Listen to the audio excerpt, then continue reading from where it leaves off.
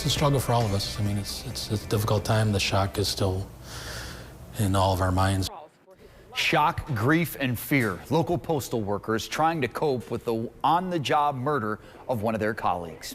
Thanks so much for joining us tonight. I'm Jessa Brycebeck. And I'm Natalie Shepard. The investigation continues into the shooting death of a Milwaukee postal worker who was killed on his route last Friday. It was a shock to fellow mail carriers who say while assaults do happen frequently, this is another level of danger. Stephanie Rodriguez live in studio tonight with the latest on this case. Stephanie.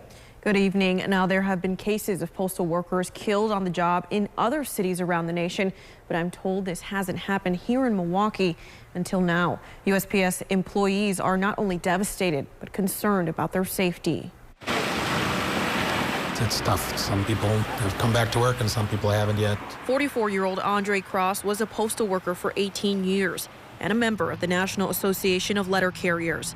A postal family left with grief and hesitation. It's hard because you are by yourself and, bad things can happen, and it's horrible when it does happen. NALC Branch 2 President Ron Kenya is working to keep morale up as they face this tragedy. And I've been here for 35 years. That's the first time I'd known a letter carrier that was had a homicide while on the job, and it's horrible, horrible. From assaults to reckless driving, Kenya says there are hazards all around, and more law enforcement could be a big help. I mean, I realize that police force is thin as well, but increased patrols helps a lot. Increased police presence would be the main thing. District 9 Alderman candidate Reverend Dr. Russell Antonio Goodwin, who knew Cross personally, calling on the community. I call upon all city leaders, church leaders, and community leaders to not take this unjust killing and uptick in violence lying down. Instead, we must all unite in the spirit of unity to end this senseless violence. Police continue to search for this vehicle, a silver Audi Q5 used by the shooter.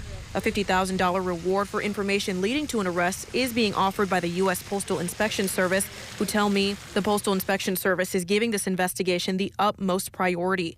Postal inspectors throughout the Chicago division and from around the country are on the ground in Milwaukee, working with our local, state, and federal partners on this case. Anyone with information is urged to contact police or the U.S. Postal Inspection Service. We do have those numbers over on our website. Live in the studio, Stephanie Rodriguez, CBS 58 News.